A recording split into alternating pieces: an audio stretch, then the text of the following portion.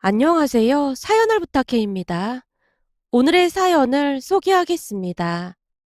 어느 날 우리 집에서 가족 회의가 열렸습니다. 정막만이 감돌던 거실에 침묵을 깬 사람은 신우이였습니다. 아무리 생각해봐도 내가 모시는 게 맞는 것 같아. 난 결혼도 안 했고 걸릴 게 없잖아. 그럼 누나는 회사를 그만두겠다는 거야? 힘들게 들어간 회사인데 너무 아깝잖아. 우선은 엄마가 많이 나쁜 상태는 아니니까 돌봐줄 수 있는 사람을 써보고 그래도 안 될 것 같으면 내가 회사를 그만둬야지 뭐. 내가 모시는 게 맞는데 누나한테 너무 미안하네. 두 사람의 한숨 소리가 거실을 가득 메우고 있었습니다. 하지만 제가 끼어들 자리가 아니었기에 숨까지 죽인 채 듣고만 있었어요. 그 사건은 시어머니께서 매일 다니던 길을 잃어버리면서 시작이 되었습니다. 어느 날 시어머님이 제게 전화를 걸어왔어요. 얘, 혹시 너 지금 집이니? 네, 어머님. 혹시 무슨 일 있으신 거예요? 저기 그게 말이다. 내가 지금 자주 가던 그 갈비집 앞인데 말이야. 시어머님의 목소리에는 당황한 기색이 역력해 보였는데요. 무슨 일이 생긴 게 분명해 보였습니다. 어머님, 무슨 일이신데요? 그 갈비집에는 왜 가신 거예요? 거기는 본가에서 30분이나 떨어진 곳이잖아요. 저기, 어쩌다 보니까 여기까지 왔지 뭐니. 그냥 걷다 보니 이렇게 됐어. 어머님, 그게 무슨 말씀이세요? 그러니까 내 말은 내가 여기까지 어떻게 온 건지도 기억이 잘 안 나. 집으로 가려고 아무리 생각을 해봐도 머릿속이 텅 빈 것 마냥 아무것도 생각이 안 난다. 혹시 나 좀 데리러 와줄 수 있겠니? 네 시누이랑 승민이가 전화를 안 받아서 말이야. 너무나 뜻밖이었기에 그때 당시에는 선뜻 이해가 되지 않았지만 우선은 시어머님이 계신 곳으로 빨리 가야만 한다는 생각뿐이었습니다. 급히 겉옷만 걸친 채 시어머님이 계신 곳으로 갔는데요. 시어머니께서 두려움 가득한 표정으로 식당 앞에 쭈그리고 앉아 계셨어요. 어머님, 괜찮으세요? 어디 아프신 건 아닌 거죠? 그런 건 아닌데 집으로 가는 길이 영 생각이 안 나지 뭐니. 어머님, 혹시 전에도 이런 적 있으셨어요? 글쎄, 나도 잘 모르겠는데 요즘 들어 깜빡깜빡 하는 것 같긴 해. 그래도 집이 기억 안 날 정도는 아니었어. 시어머님이 많이 놀란 모양으로 제 손을 꼭 붙잡고 놓질 않고 있었습니다. 이미 넋이 반쯤 나간 듯한 모습으로 긴 한숨만 내쉬고 계셨어요. 어머님, 우선은 우리 집으로 같이 가 있어요. 아니다. 불편하게 뭐하러 그래. 난 그냥 우리 집 앞에 내려줘. 제가 걱정돼서 그래요. 그냥 저랑 같이 가요. 이따가 그이 오면 같이 모셔다 드릴게요. 시어머님을 달랜 뒤 집으로 모시고 들어갔습니다. 잠시 후 마트에 다녀온다며 집을 나와서 남편에게 전화를 해서 전부 이야기를 했지만 남편은 대수롭지 않게 생각했어요. 그래? 잠깐 길을 잃어버리신 거 아니야? 뭔가 좀 이상하잖아. 매일 다니던 길을 잃어버린다는 게 말이나 되는 소리냐고. 내가 보기엔 어머님 모시고 병원에 한번 가보는 게 좋을 것 같아. 뭐? 병원에는 왜? 지금 몰라서 묻는 거야? 매일 다니던 길이 생각이 안 난다는 것 자체가 큰일이 아니면 뭐겠어? 당신 형님한테 전화해. 내가 볼 때는 심상치 않아 보이니까. 그 뒤 우리는 시어머님을 모시고 병원을 다녀왔는데요.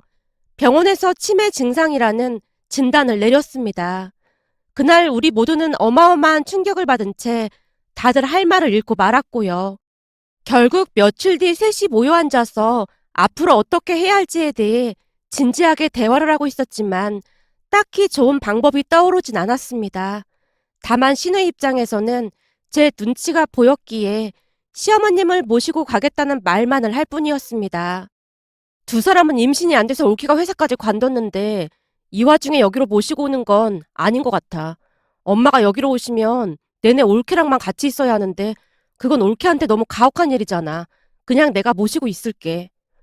몇 시간 동안이나 같은 대화를 하다가 결론도 맺지 못한 채 끝이 나고 말았습니다.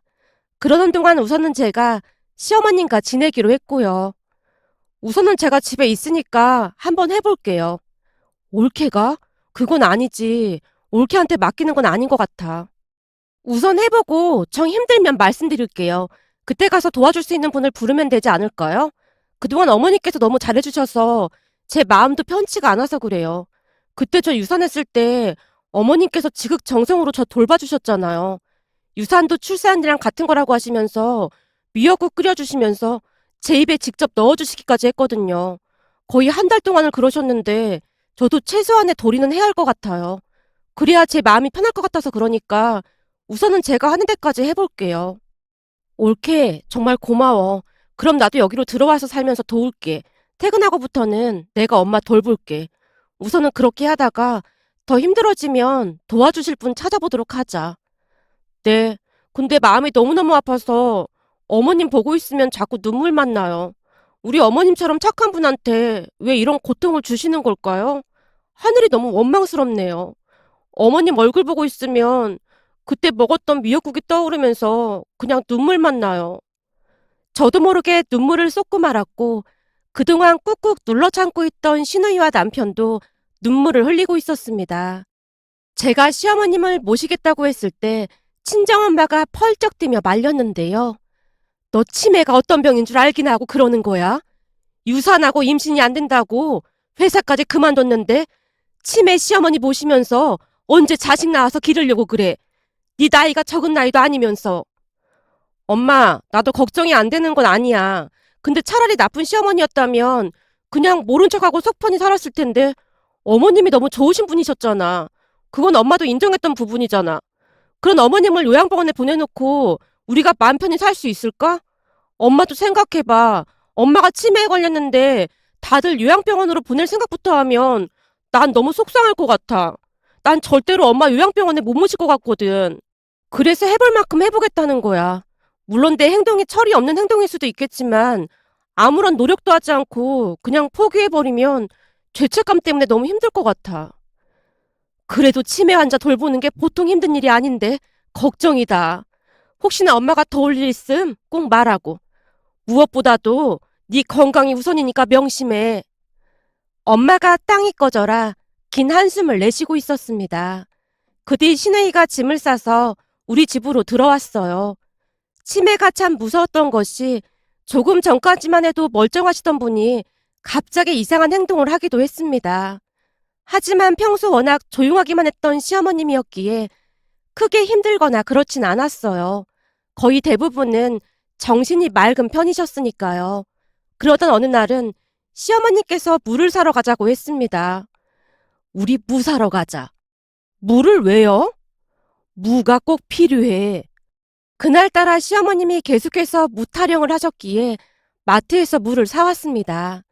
잠시 후 식사를 하기 위해 밥그릇에 밥을 푸고 있었는데 시어머님이 밥그릇을 뒤로 감춘 채 당신이 밥을 푸겠다고 고집을 피웠습니다.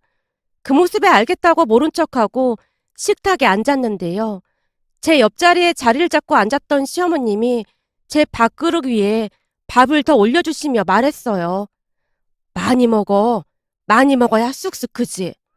어머님도 드셔야죠. 저는 괜찮아요. 아니야. 엄마는 지금도 배가 불러. 그러니까 많이 먹어. 시어머님이 밥그릇에 있던 밥을 계속해서 제 밥그릇 위에 덜어주고 계셨는데요. 문득 시어머님 밥그릇 안쪽에 하얀 뭔가가 보였습니다. 뭔가 싶어서 제가 자세히 바라봤는데 밥그릇 안에 무가 들어있는 게 아니겠어요? 그 모습에 놀란 채 시어머님께 물었습니다. 어머님, 여기에 무는 왜 담으신 거예요? 아냐, 엄마는 배 하나도 안 고프니까 많이 먹어. 시어머님이 있는 힘을 다해 밥그릇을 움켜쥐신 채 놓지 않았습니다. 그날 저는 밥그릇으로 인해 한동안 시어머님과 실랑이를 벌여야만 했습니다. 잠시 후 시누이가 집으로 들어서며 제게 물었어요. 옳게, 엄마는? 어머님 지금 방에서 주무시고 계세요. 아까 내내 저랑 실랑이 벌여서 피곤하셨나 봐요. 식사도 많이 못 하셨는데 걱정이네요. 뭐? 실랑이라니? 혹시 엄마가 옳게 힘들게 한 거야?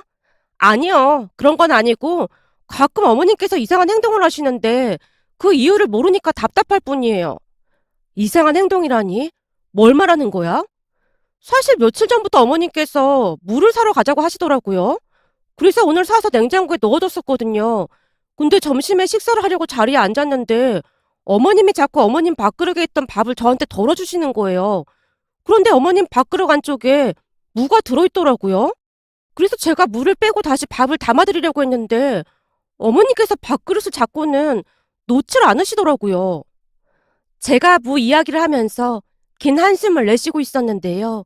순간 신우이의 눈시울이 붉어져 있었습니다. 그 모습에 제가 놀란 채 물었어요. 형님, 제가 뭐 잘못한 거예요? 아니야. 그냥 옛날 생각이 나서 그랬어. 옳게도 알다시피 우리 아빠가 너무 일찍 돌아가셨잖아. 그래서 엄마가 우리를 키웠는데 형편이 넉넉지 않아서 고생을 좀 많이 했었거든. 근데 어느 날은 동생이 배가 고팠던지 엄마 밥그릇에 있던 밥을 숟가락으로 펐는데 엄마 밥그릇 밑에 무가 깔려 있더라고. 그러니까 밑에 무를 깔고는 위에 살짝 밥만 올려놨던 거지. 그걸 보면서 우리 셋이 얼마나 울었는지 몰라. 엄마가 치매에 걸리기 전에도 몇 번이나 그때 얘기를 하면서 나한테 미안하다고까지 하셨거든. 정말요? 그럼 제가 큰 실수를 한 거 아니에요? 아니야. 다만 엄마는 그때 일이 자꾸만 미안한가 보더라고. 괜히 올케한테 너무 미안하네. 신혜이가 눈물을 닦으며 몇 번이나 사과를 했습니다. 그 뒤에도 시어머님은 밥그릇에 물을 넣곤 했는데요. 그럴 때마다 그냥 모른 척하고 말았습니다. 그러던 어느 날은 몸이 좋지 않아 병원에 다녀왔는데 병원에서 임신이라는 말을 했어요. 그렇게 기다리던 임신이었지만 기쁨보다는 시어머님부터 걱정이 되었기에 내내 마음이 무겁기만 했습니다. 다만 친정 부모님은 좋아서 펄쩍펄쩍 뛰셨고요. 그날 가족들에게 임신 사실을 알렸고 신우이가 큰 결심을 한 듯 입을 열었습니다. 그동안 옳게 고생 많았어. 이제는 내가 엄마 모시고 갈게. 상주 간병 도우미분 쓰면서 해보는 데까지 해볼 테니까 너무 걱정하지 마. 형님, 괜찮겠어요? 당연하지. 그러니까 옳게는 걱정하지 말고 관리나 잘해. 특히나 초기에는 많이 위험하다고 하잖아. 라며 신우이가 시어머님을 모시고 갔습니다. 그런데 시어머님이 가지 않겠다고 울고불고 난리도 아니었어요. 그 모습에 어찌나 마음이 아팠는지 모르겠습니다. 그 뒤 우리는 신우이 집에 자주 방문을 했고 제가 가는 날이면 시어머님이 뛸 듯이 기뻐하셨어요. 제 손을 놓지 않고 꼭 붙들고 있을 정도였으니까요. 시간이 지나 출산날이 다가왔고 출산을 위해 병원으로 향했습니다. 긴 진통 끝에 아들을 출산했고요. 그런데 제가 출산을 하고 며칠이나 지났을까요? 집에서 산후조리를 받고 있었는데 남편이 놀란 듯 말을 꺼냈어요. 여보, 나 빨리 나가봐야 할 것 같아. 왜? 무슨 일 있는 거야? 누나한테 연락이 왔는데 엄마가 경찰서에 계신데. 뭐? 어머님이? 간병해 주시는 분이 상주하고 있었던 거 아니야? 잠깐 앞에 마트에 다녀왔다는데 엄마가 사라졌다나 봐. 어떡해. 괜찮아. 그래도 경찰서에 계시다고 하니까 얼마나 다행이야. 라며 남편이 급히 경찰서로 향했는데요. 잠시 후 남편에게 전화가 걸려왔습니다. 여보, 엄마랑 잠깐 집에 가야 할 것 같은데 괜찮지? 나야 괜찮은데 어머님은 괜찮으신 거야? 제 말에 남편이 별다른 말은 하지 않았고 잠시 후 남편이 시어머님을 모시고 왔는데요. 남편 손에 짐이 잔뜩 들려 있었습니다. 무슨 짐이 그렇게 많아? 경찰서에서 엄마가 계속 같은 말만을 했다나 봐. 우리 며느리가 손자를 낳아서 미역국 먹여야 한다고 말이야. 아마도 예전에 당신이 유산하고 엄마가 한 달 동안 미역국 끓여줬었잖아. 그때 생각이 나신 모양이야. 정말? 제가 놀란 채 보따리를 풀었는데요. 그 안에는 다 식은 미역국이랑 흔들려서 엉망이 된 반찬들이 들어있었습니다. 음식을 내려다보던 제 눈시울이 붉어져 있었는데요. 그런 저를 보던 시어머님이 한마디를 하셨어요. 씻기 전에 얼른 먹어. 출산하고 나면 미역국 먹어야 한다. 남기지 말고 많이 먹어. 간병해 주시는 분께 물어봤더니 오늘 아침부터 미역국 끓여야 한다고 하도 그래서 그냥 겸사겸사 같이 끓인 모양인데 당신 준다고 가지고 나갈 줄은 꿈에도 몰랐다고 하시더라고. 세상에나. 그때 내가 그랬거든. 어머님이 끓여주신 미역국이 세상에서 제일 맛있다고. 그때 그 말을 기억하신 거 아닐까? 그나저나 이거 다 식어서 어쩌지? 어쩌긴 뭘 어째. 어머님이 끓여주신 건데 다 먹어야지. 라며 제가 미역국이랑 반찬 등을 꺼내서 입안에 넣다가는 눈물을 뚝뚝 흘리고 말았어요. 맛있네. 그때 그 맛이야. 어머님, 잘 먹을게요. 미역국 너무 맛있어요. 얼른 많이 먹어. 내가 끓여준 미역국 엄청 좋아하잖니? 그 순간만큼은 시어머님의 정신이 그 어느 때보다 맑아 보였는데요. 식사를 하는 내내 얼마나 많은 눈물을 흘렸는지 모르겠습니다. 그 뒤에도 우리와 함께 지내셔서 그랬는지는 모르겠지만 시어머님의 상태는 급격하게 나빠지진 않았어요.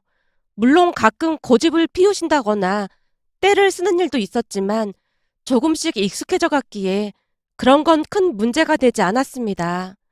문득 며칠 전 시어머님을 뵈러 갔더니 시누이가 말을 했어요. 올케 온다고 엄마가 미역국 끓여야 한다면서 난리도 아니었어. 참 신기한 게 미역국은 있지 않더라고. 라며 밥상을 차려줬는데요. 제 앞에 앉은 시어머님이 제 손을 잡으며 조용히 속삭였습니다. 유산하고 나면 몸조리 잘해야 해. 미역국 남기지 말고 많이 먹어. 네, 어머님, 미역국 많이 먹을게요. 제가 맛있게 먹는 모습에 시어머님이 한박웃음을 짓고 계셨습니다. 시어머님은 여전히 그 기억 속에 살고 계신 걸까요? 어쩌면 유산을 하고 난 뒤 시리에 빠져있던 제 모습을 보며 시어머님이 더 마음이 아팠던 건 아닐까 하는 생각이 들어 마음이 따뜻해지곤 한답니다. 앞으로도 힘든 일이 많이 있겠지만 부디 건강하시길 간절히 바라봅니다. 오늘의 사연은 여기까지였습니다. 즐겁게 보셨다면 구독, 좋아요 부탁드립니다. 고맙습니다.